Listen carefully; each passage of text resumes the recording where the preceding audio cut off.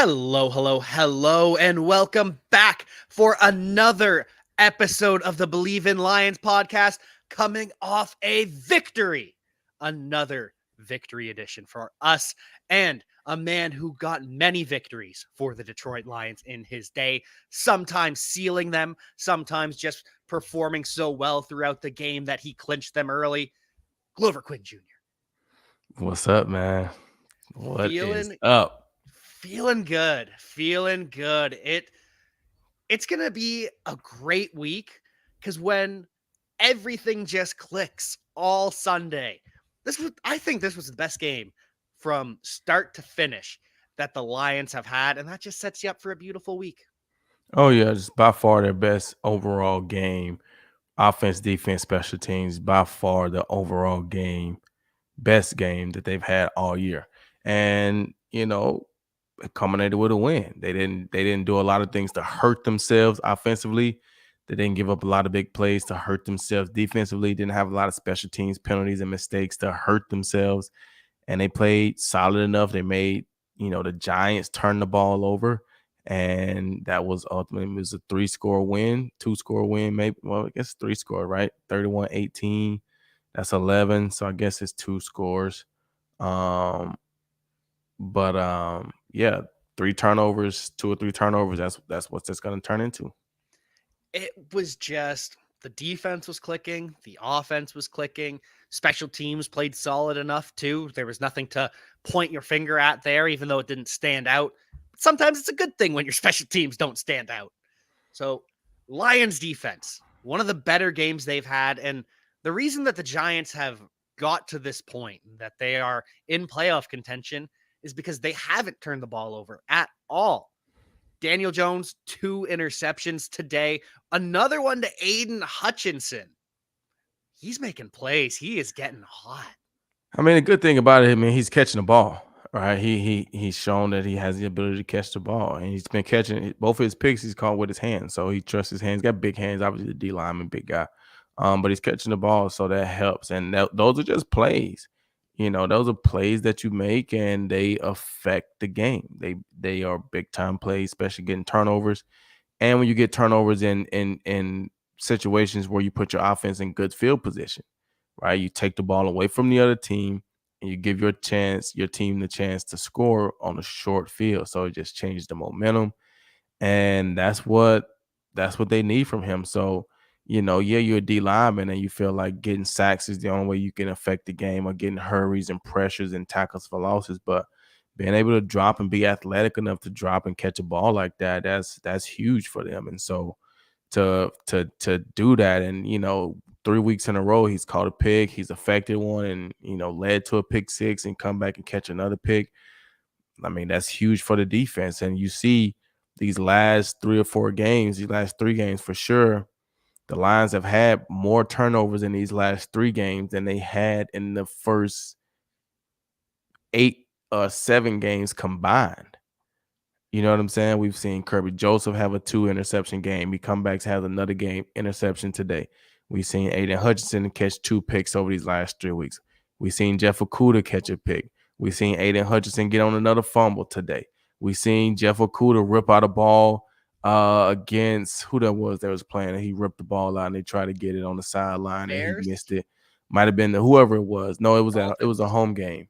The last home game. Dolphins. Might have been the Dolphins, right? So we've seen them these last 3 weeks. They've really been, it might have been against the Packers. I think you're right. Against the Packers. But we've seen these last three home games, these last 3 games period, they've been very much, ball hungry, turnovers, playing opportunistic, and not hurting themselves offensively, and they've gotten 3 wins. It's really beautiful to see. You mentioned the fumble recovery from Aiden Hutchinson, rips it away from the wide receiver. And what kind of impressed me the most from Aiden today was he is so much better on contain on the rollout than he used to be. Sometimes he still crashes in a bit too hard, but he's got the athleticism and is now taking the angles to cut it off and make sure the QB is not just escaping and still getting a pressure on the run. That's something we didn't see before. And something else on the defensive line was nose tackle Aleem McNeil, his best game of the year. First sack of the year, he had 4 QB hits, 3 tackles for loss. When a nose tackle starts affecting the game like that, that's a good thing because he's right at the pivot. Oh yeah, he did a phenomenal job today, especially on first down, stopping Saquon Barkley. Right, the Lions did a great job of stacking the box, playing man coverage, not really respecting or fearing any of the Giants' wide receivers. Right, so when you don't fear the receivers and you got a talent like Saquon Barkley, we're going to challenge our corners. We're going to challenge our secondary. Hey, you guys are going to have to man up and cover these guys so that we can stop Saquon Barkley. We can't let him get going. We can't let him get a feel for the game. We got to make sure that we stop him. And doesn't matter if we got 8 guys in the box, D lineman, we need you guys to get off the ball and put a stop to the run game. And McNeil was phenomenal doing that, getting off blocks, stopping Saquon before he can get started.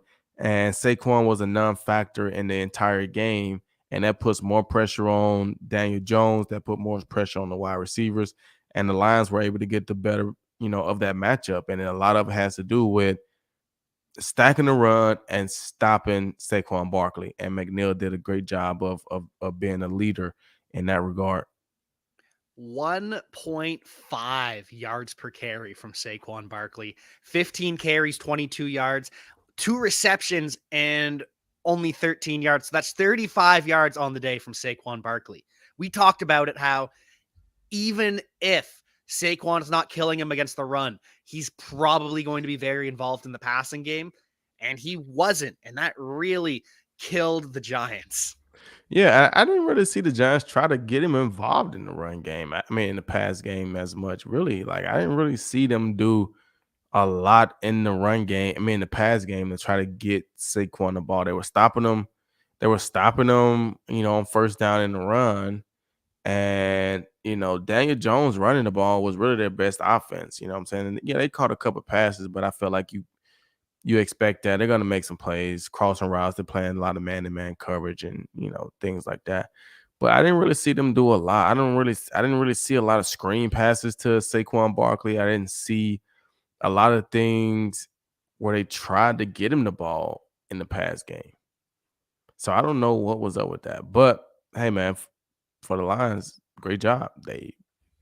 Whatever they thought going into the game didn't work, and you guys did a great job of stopping him in the run game and putting pressure on him. And like I said, when you can stop him early in the game, but then your offense can couple that up with points, right? When you go up 17-6, now it takes him out of the game from a run standpoint because we need scores, we need points. And now you become one-dimensional. You're not even really running the ball, so we're not even really respecting that. And when they went to the pass, Lions secondary was pretty much all around, had solid games, even after losing Jeff Okudah early in the game to a concussion. Get well soon, Jeff. We hope you're back soon. But Will Harris in the slot, he does his best Jeff Okudah impression, leads the team with 8 tackles, forces that fumble that Aiden Hutchinson recovers. And Harris, he's had a long journey to get here. He was drafted as a safety by Bob Quinn the year after you retired, and it did not work out at safety. They move him to corner, loses the outside job in training camp, and now kind of seems like he's found a home in the slot, which has been nice to see, and a great game today. Yeah, I mean, that's very rare that you see that, right? You Yeah. very rarely see guys go from safety to corner. It's usually A the lot of other times way, you isn't it? right. A lot of times you see guys that are corners, so they have coverage ability, they have ball skills, and they are a little physical, right? But they're not, fast enough, quick enough, those type of things to be able to compete consistently at the corner spot. But you can move them to safety. It's very rare that you draft somebody as a safety and say, okay, well, he covers too good as a safety and he don't like to tackle as a safety, so we're going to move him to corner. You know what I'm saying? Like, very rarely does that happen where you get drafted as a safety and move to corner. But, this game, the receivers that they were going against, the role that he had to play, he played it perfectly. He's a physical guy. Obviously, he's a safety, so he likes to tackle. You see him hitting guys almost out of bounds sometimes, right?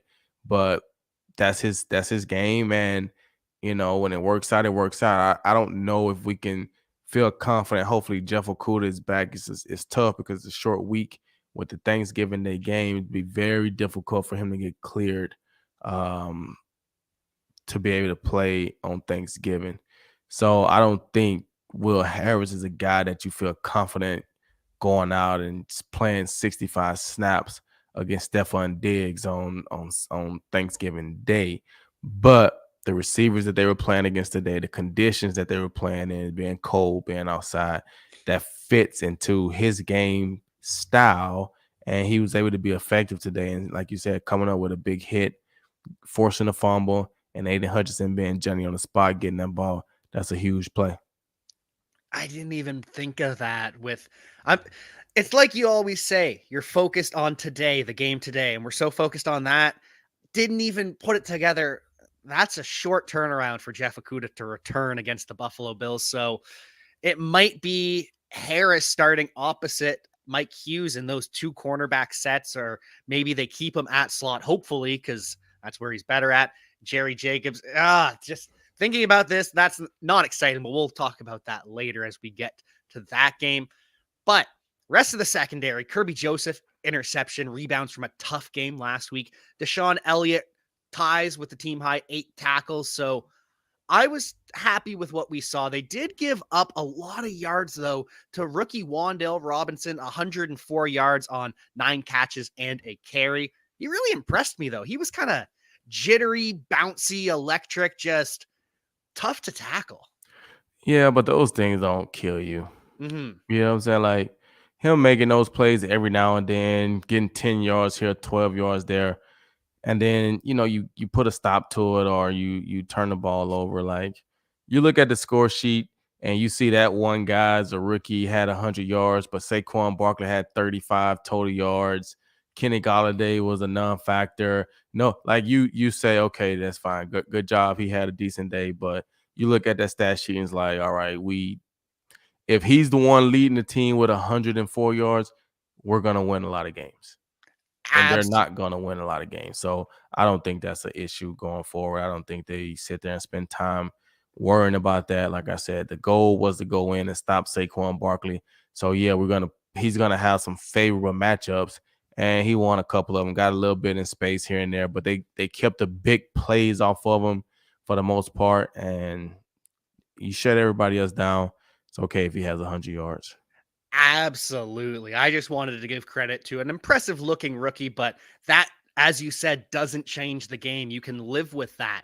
Just like the Lions, you look at the stat sheet and Jamal Williams, again, he averaged under 4 yards per carry, somewhere in the low threes, but 17 carries for 64 yards and 3 touchdowns. That's a first down every time you hand Jamal Williams. If you give him the ball 4 times, that's a first down, and 3 TDs. So Jamal, he now leads the NFL with 11 touchdowns. This is his 5th multi-touchdown game this season and the first 3 TD game of his career. You saw it in training camp. He was scoring a lot of touchdowns and he was talking to the defense. Right. I saw it in training camp when I went out there for those 2 days. That's what he was doing. And I left there feeling like, man, if I was on that defense, I would have had to have said, okay, I'm finna have to thud this guy up and hit him in practice, because he's not going to just run through our defense like that. From a team standpoint, you love the fact that you got a back that takes pride in getting into the end zone when he's inside the 5-yard line. He takes pride in getting that first down when his number is called on 3rd and 1 or 2, right? You love that from a team standpoint. But from a defense, when we're in practice, we can't let a guy run through our defense and score touchdowns. So it would have been a battle in practice, knowing that on Sunday we're going to be on the same team and it's going to work out for the good. But I saw him scoring touchdowns and talking like that in training camp, and so it doesn't surprise me that when he get in the game and he get inside the 5, he smells blood and he gets into the end zone. When it's 3rd and short, 1 or 2, he smells blood and he goes and he gets that first down. So yeah, he only had 17 carries for 63 yards. But when you look at those 63 yards and 17 carries, it's keeping the clock moving. It's getting 3 or 4 down yards here. So that's when you look up and instead of it being 2nd and 9, you got 2nd and 6, right? That's a totally different ball game for the offense because now they only need 2 plays to get 6 yards, right? That's not a lot in their books because you can hand it off to them again and get another 2 or 3 yards. And now you're in 3rd and 3 or 2 or 3 or 2 to 4 as opposed to 3rd and 8 or 9. So that's controlling the game. And I get it. He's going to be leading in touchdowns because he's getting the ball in those situations. And he's probably not going to be considered a top running back because he don't have as many yards. So, Jamal, we need you to break out in the next 6 weeks and have a couple 150, 200-yard games. That way you can get up over 1,000 and get the credit that you deserve for being a top running back with yards and touchdowns and not just be seen as a, short yardage down back. But nonetheless, the Lions fans appreciate that getting in the end zone, whether it's from the 2-yard line or from the 50-yard line. We want to see points, and you're putting points on the board. So congratulations to you on a big 3-touchdown day. And really, he probably could have had 4, but instead they put DeAndre Swift on the goal line on that final drive, get him a TD. Only 5 carries, catches all 3 of his targets. So that's only 8 touches for Swift, but 32 yards and a TD. And they really didn't need him to do more. Of course, it would have been nice, but just the way the game panned out, there was no need to force Swift into more touches. And that's fine with me. Exactly. If you can win the game, that gives him another week of I want to say rest, but injury free. So he gets another week to be healthy. He's playing, so he's getting his timing, he's getting his carries, he's getting catches. That just sets up for them to be better down the stretch, right? Because they're using Swift more as a slot wide receiver, kind of. Him and Khalif Raymond are kind of playing the same role. I mean, they're not running as many digs and crossing routes, but I see Swift lining up more as a wide receiver than I see him almost lining up as a running back. And that's fine with me too, right? You can get mismatches and you can use his skill set. So I think if you didn't need to use him to run between the tackles and bang up his shoulders and stuff like that, and you can give him another week, then do that. It's only going to help you down the stretch because right now the Lions are 4 and 6 or 7, whatever they are. And as we know, the NFC picture is a cloudy picture. Any and everybody almost is still in it some way or another, right? So with 6 games left, 7 games left, however many they have left, you just never know. It's almost like active rehabilitation for DeAndre Swift. Mm-hmm. And I'm completely okay with that. Same with DJ Chark. He only had 1 target on the day, and it was an awful target. I texted you, ugh. I was just, and your response was, well, no, it's a good drive because we were talking about the clock management, and it's like, no, that should have been an interception, and that was beyond ugly. But I'm not okay with the throw. I'm okay with DJ Chark not getting force fed. I mean, honestly, if he would have caught the interception, it would have worked out better. True. Because I think that was the drive where he didn't catch the interception. They end up punting from like the 40 and they get a touchback and they got the ball in the 20. Because if he catches the interception, he's probably going to fall right there and he's probably going to touch DJ Chark and he's going to be down at the 4-yard line.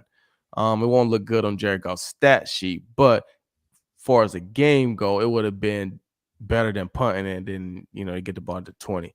And I don't feel like the thing that made it bad was how late he threw the ball. Yeah. Right. If he'd have threw the ball on time and gave DJ Chark a chance, I think it would have been better. But when you throw it that late, you give the safety way too much time to get over the top. And he came in and made the play. Luckily for the Lions, he can't catch the ball. But like I said, it probably would have worked out better if he would have caught it because he would have been down at probably the 4-yard line. The classic arm punt from the quarterback. Final thing to just kind of round up the offense. Amon-Ra St. Brown, only 76 yards, but 10.9 yards per reception, catches 7 of 8 targets. He just moves the chains. And if they needed him to do more, he would have. But again, given the game flow, the situation, he did exactly what they needed him to do. And just tip your hat to Amon-Ra St. Brown. He is so special. Yeah, I mean, I said this earlier in the season on one of the podcasts. I think it was when we were playing the Vikings, I think earlier. And I was like, Amon had that streak going of consecutive games with 8, I think, plus catches or however many it was. And, we played the Vikings. I think that's when the streak got broken, right?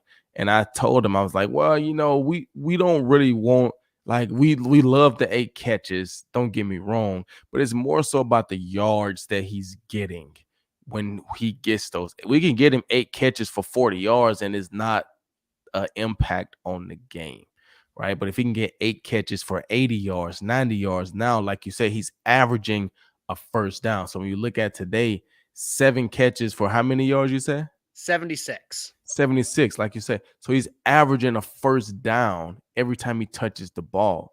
So that moves the chains. That keeps the clock going. That keeps the defense on the field. That keeps your offense on the field. That keeps your defense rested, and it keeps their offense off the field.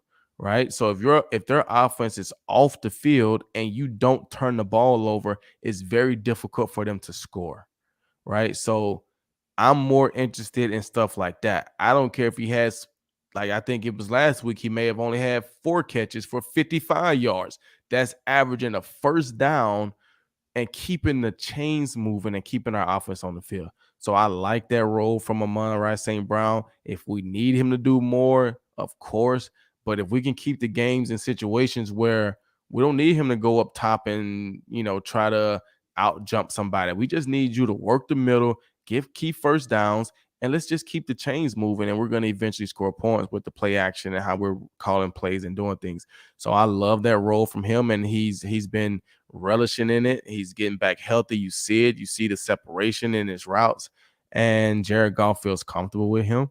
And they all just flow beautifully when they just play together with the run game, the play action game, and it's been a beautiful thing. Giants defense also took a blow early in the game. Lions lose Jeff Okudah. Giants lose cornerback 1, Adoree Jackson, on a punt return.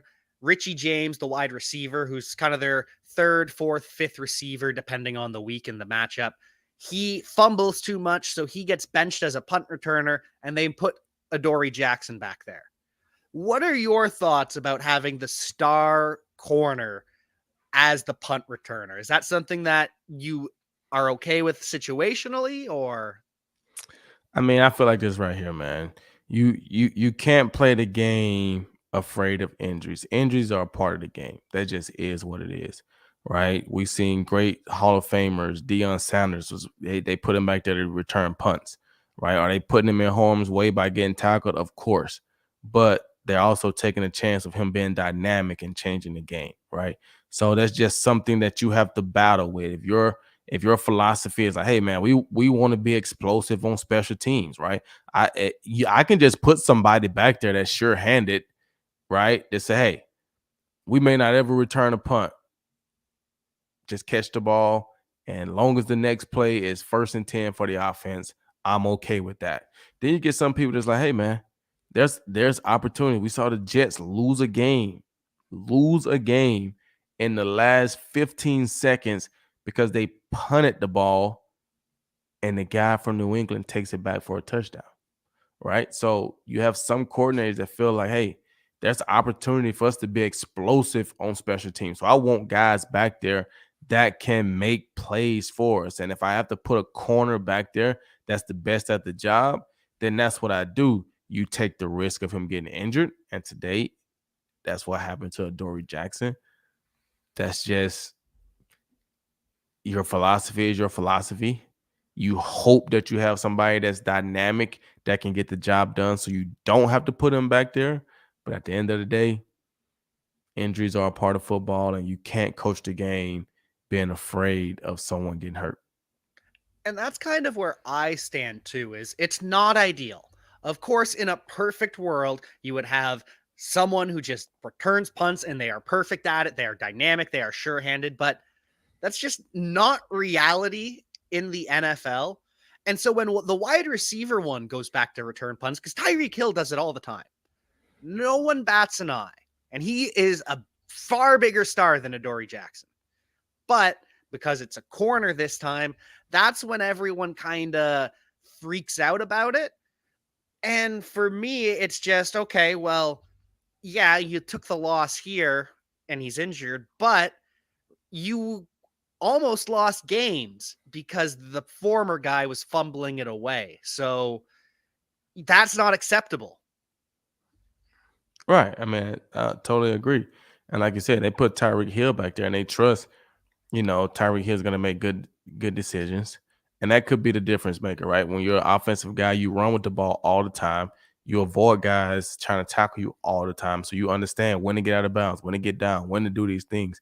As a cornerback, you don't really do that all the time. You only get to really run the ball when you catch an interception, you get a turnover, right? So you don't get tackled as much as wide receivers get to do. So Tyreek Hill being back there may have a better feel or understanding of, and then you put a cornerback there, and he's just kind of not the same. So he takes a hit that maybe he didn't need to take. But at the end of the day, like I say, you can't coach the game being afraid of injuries. I'm trying to win on Sundays, and if unfortunate events happen in the process, that's just part of the game. But I can't just say, all right, I'm not going to put anybody back there. Just punt the ball and wherever it falls, where it falls. You know what I'm saying? Just kind of like, or do you say, hey, Adoree, go back there and catch the ball, but fair catch it every time. But when you need a big play and they punt it and he got 15 yards of running room, but he fair catched it, you're like, oh, you should have returned it and got 15, 20, 30 yards, could have possibly took it back. We needed a big return right there. So I just feel like you got to coach the game how you coach it. If unfortunate events happen, they just happen. Especially, and this is what I thought your answer would be, especially if you believe, as you and I do, that there are 3 phases of the game and special teams is 1/3 of the game. So, yeah, you can be upset that it was a special teams play. People were upset when Rob Gronkowski broke his forearm on a special teams play, blocking for kick, like blocking a field goal or an extra point. But you need those players to do it. You can't just have the third tight end or the fourth, fifth wide receiver, because a lot of time that player rotates throughout the roster. Special teams matter. They do. Big time. And it might not, they're not going to score you 25 points a game, but when you need that timely stop or you need that timely play, like I said, the Patriots are celebrating right now because of a special teams. Like, imagine if that gets called back for holding and then they lose the game. You know what I'm saying? Just out, like, special teams, when they come into play, they come into play. And funny enough, just final thing on this special teams talking point, Amon-Ra St. Brown goes back to return punts sometimes too, and he's the wide receiver one. So again, this is something the Lions do, something all teams do when they need it, when they need a play. You'll move players around like the Falcons did today. Cordarrelle Patterson doesn't always return kicks, but when they need a play, he is the best kick returner in NFL history.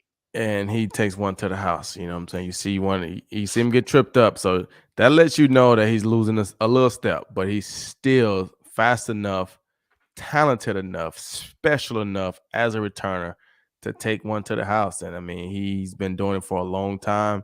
He still continues to do it. And he helped lead, help Atlanta get the big win over Chicago. So And it's just incredible when you see guys that just some guys just have a knack for it. They just got a talent for it. And you got to take that risk because, you may put him back there and he may go 10, 15, 20 returns without taking one to the house. And then all of a sudden they break one. And you're like, that's why you're special. That's why you're back there. So he did a phenomenal job today and helped them get a win. And we're also pretty happy to see the Bears lose. They fall to 3-8. Packers, we know, we talked about it. They lost on Thursday, so they fall to 4-7. Lions, second in the NFC North at 4-6. They jump ahead of the Packers in the standings. And if the Cardinals lose to the 49ers, they also jump ahead of them. Now it's Washington and Atlanta and the Tampa Bay Buccaneers. Those are some of the obstacles in the way for the Lions to make the playoffs, but it's possible, especially now the Giants, who had a lead in the playoffs, they take an L. It's wide open. Yeah, it is. And, like I said, when you look at those Giants game, this is why it's important to win early in the season, right? Because you look at the Lions, you look at the Giants. The Giants already have 7 wins. The Lions only have 4. So they're still 3 games behind the Giants, right? So with only Lions are 4-6, so they only got 7 games left to play, right? So with those 7 games, they have to win, at least 6 out of the 7 to try to get to 10, and hopefully the Giants lose 4 out of 7. So they get stuck. Well, you're right, because they both get to 10, the Lions should win because they got the head-to-head tiebreaker, right? So that means the Giants got to lose 4 out of their last 7, right? That becomes tough. But that's what happens when you win early. The pressure's on the Lions to win, 4 or 5 out of the last 7, and the Giants got to lose 4. You know what I'm saying? So, like, they could go ahead and give Minnesota the division already. Like, they're 8-1. Yeah. The Lions are 4 games back, 4.5 game back because they lost the first game. Like, I don't see Minnesota losing 4 games the rest of the season. Just for, you know what I'm saying? Like, I just don't see that happening. It could, but I don't feel like you just stumble up on 8-1. I mean, you're 8-1 because you're a good football team. Like, you're a good football team. So it's gonna be tough for the Lions, but they are playing well. They're playing better, and that's really what you want to see from a management standpoint. I think week to week, people care about winning. The overall picture, you want to be in the playoffs, but at the end of the day, they're winning the last 3 weeks. Nobody thinks about the prior 7 weeks when they were losing. Nobody's thinking about that. They won last week. They won the week before. They won this week. Like, the Lions are on the roll. Nobody thinks about those times when they were losing. So you wanted to get wins. If you end up in the playoffs, great. But week to week, you just want to focus on getting a win. And the Lions have done that the last 3 weeks. They have put together 3 in a row. Dan Campbell's second win on the road. Lots to like about that. Some stuff to not so much be happy about. Matthew Stafford, he leaves the Rams game with a concussion. His second concussion potentially in 3 games. We wish Matthew Stafford a speedy recovery. And the Rams fall to 3-7 behind the Saints. Not to it's a tough transition point, but the Rams are now 3-7. The Lions would be picking 4th overall with that pick from the Rams. And with Matthew Stafford, multiple concussions, I just want the best for him. This Rams team, though, I'm gonna be surprised if Stafford goes on IR. That's what I'm hoping for. And I it's tough to say that because people will think. I mean, two concussions in 3 weeks. It's not good, and you're out of the playoff race. Your season is done. Cooper Kupp's hurt, so your offense isn't, like I don't see them. Like, he's gonna miss the next 2 weeks. Yeah. Right. I mean, I just think that's just a precautionary thing, right? We saw it with Tua. Yeah, his second concussion wasn't as, bad looking as Tua's, but at the end of the day, it's still 2 concussions in the last 2 games you played in, right? So I think just from a public standpoint, he's gonna miss the next week. Like, you miss this week and you lose again. Now you go from you're 3-8 right now, right? 3-7 or 3-8. You lose another game. Now you're not gonna get in the playoffs. Like I said, your number 1 target and wide receiver, Cooper Kupp's out.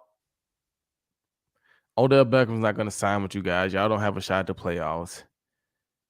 I just think it's just one of those seasons where you won a Super Bowl last year. You had the Super Bowl hangover. It is a real thing. And you just chalk it up and you wasted, a year of Aaron Donald coming back to play, signing and getting Bobby Wagner and trying to stack a good defense. I just wasted a year. I mean, it sucks, but that's just how it is. But I think Stafford misses the next 2 games. And, if they don't get a win these next 2 games, I think they just put him on IR and just shut him down because he's been getting beat up all year. Lack of protection from the O-line, just been getting hit a lot. And I think you just put him on IR and let him sit out the rest of the year, and hopefully that fire is lit and they come back and have a great offseason and make a run at it next year. Thank you for putting that so eloquently, because as a Lions commentator, people are going to think, well, you just want him on IR so that the Rams lose. No, I don't care about that. I care more about Matthew Stafford and his health. That is my concern. So I'm glad you put it so well, because just protect the guy. It's a lost season. There's no reason to put anyone's health in jeopardy. Right. Ever, especially in this season. So thank you for putting that so well. Rest of the NFC, though. Eagles almost lose again. And, they've got Ndamukong Suh and Linval Joseph. They're still learning. And I also think there's a famous quote by Mr. Mike Tyson that everybody has a plan until they get punched in the mouth. Mm-hmm. Jeff Saturday's been coming out and punching teams in the mouth, hasn't he? Yeah, I mean, I think he's been doing a great job. I think that loss last week for the Eagles was the best thing that could have happened to him. And I think this game right here was another good thing that could happen to him. The chances of you going 17-0 and going 3-0 in the playoffs and winning the Super Bowl is slim to none. Not saying that it can't happen at some point. I feel like it has to happen, but it hasn't happened in a lot of years. So I wouldn't sit here and say it's going to happen right now. So for the Eagles team, you good. You came out, you won 8, 7, 8, 9, 8 games in a row. Cool. Like, it's nothing wrong with, at this point in the year, going on a 2 or 3 week struggle, right? To where you just regain focus. The pressure, the questions, week in and week out, going undefeated, doing this, doing that, like that becomes a lot. So no, you don't ever want to lose a game, but I'm sure they'd rather lose in week 11 than to lose in week 2 of the playoffs, right? So they lost to the Redskins. The Redskins are playing good right now. Not Redskins. I'm sorry. The Commanders. They lost to those guys. Those guys are playing good right now, but they're still ahead in the East. They get a struggle today, but they found a way to win. That's what good teams end up doing. And, it'll just refocus those guys and they'll be fine. But I think they're glad that they lost. They won't say it, but I think they are glad that they lost to take that pressure off, and now they can just focus on trying to get healthy, playing as good a ball, clinch their division, because their division, the Giants were right there. They lost, took a step back. Cowboys, I don't know what they're doing, but they're playing against the Vikings, so it's going to be a tough win for them on the road. But the Eagles were able to get a win, so that bumps them up to 9-1 right now. So it helps them refocus and will probably help them more down the stretch. It's just hard to win in the NFL every single week, no matter who the opponent is. You cannot take any win for granted. Buffalo Bills, they put the work in today and they blow out the Browns in our home stadium. I think they are going back to Buffalo tonight and then coming back to Detroit on Wednesday. Interesting. I mean, it's a short trip. So, okay. I mean, I think, if they were playing, across and, anywhere other than Detroit, I think it would be different. But I mean, I think it's only like a 30-minute flight from Detroit to Buffalo. It's not a long flight at all. So if they got means to be able to get in safely, and because I'm pretty sure they've been working on that, right? Can we get our players in safely? Can we get them home safely? Can we get back and forth to practice safely? All those different things. If they can do that, then I think, yeah, they're going to go back home. But I think if it would have been an issue where they felt like it's going to be tough for us to get back in, it's just way too much snow, or, Our players are going to struggle trying to get back and forth. It's probably just easier to stay in Detroit than they would have done that. But I don't think the traveling played a part in it because it's such a short. Like I used to love flying to Buffalo for the last preseason game when we will play them because it's a short flight. You're going to be back in no time, and you're going to be out there in no time. So the travel part of it is pretty easy for those guys. Yeah, I didn't realize just how short of a flight that was. So, okay, that makes a little bit more sense. Buffalo will be back on Wednesday. I will be at that game. Unfortunately, probably won't see Jeff Okuda, which hopefully he heals up soon. By missing the Thursday game, though, that does give him 10 whole days to get fully healthy. So, Well, I mean, he'll get a lot. He'll get this whole week, mhm. and then he'll have all the way up until the next week. Um, because he can practice. If he's feeling fine, he'll be able to practice, and then he won't have to see the independent neurologist guy till maybe Friday. So he have plenty of time to get back, to where he sees the independent guy. The Vikings are losing Ooh. 10-3. Ooh. 10-3. How the Second turntables. second quarter. But the Cowboys back us against the wall, right? They lost a game that they should have won last week against Green Bay. So you lose to a team that you should have beat. Now you got to go beat a team that you probably shouldn't beat. And you got to go on the road again. So the Eagles won, the Giants lost. If you get this win, you probably move up to second place because the Giants were going to be 7-3. What else? Yeah, you beat the Giants. The Cowboys beat the Giants. So Cowboys get this win, they'll be 7-3. They'll probably be second in the East. They get the loss right here, they're gonna move down, and the Commanders will be even in more striking distance because they get a win today. So they probably have 5 wins now. Or 6, maybe. I can't remember exactly what they are. So the Cowboys got to win this game. And they're up right now 10-3. As John Madden once said, the season doesn't start until Thanksgiving. There is a lot of football left, and I am excited to experience all of it with you, Glover. Oh yeah, it's gonna be a fun down the stretch. I mean, we see, I saw something the other day where they were like every team from the East couldn't make the playoffs, right? You had the whole AFC East with the Bills, the Patriots, the Jets, and the Dolphins, and you got the whole NFC East, the Giants, the Cowboys, the Eagles, and the Commanders, right? I saw something that said every team from the East couldn't make the playoffs, although Dallas is not in the East, they're in the freaking West.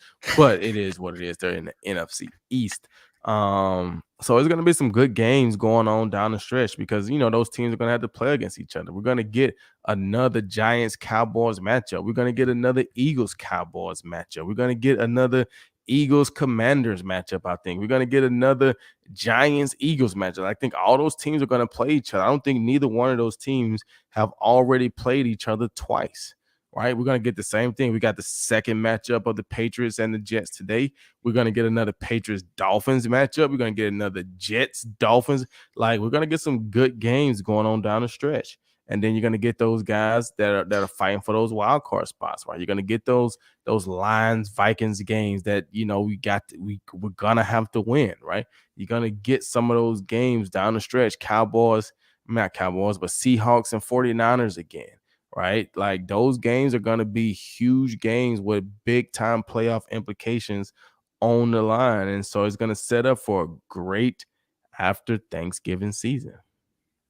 It really is, and I cannot wait to experience it with you. Glover, any final thoughts or pluggables to plug? Nah, man, just same old, man. Keep plugging. Happy Thanksgiving to everybody.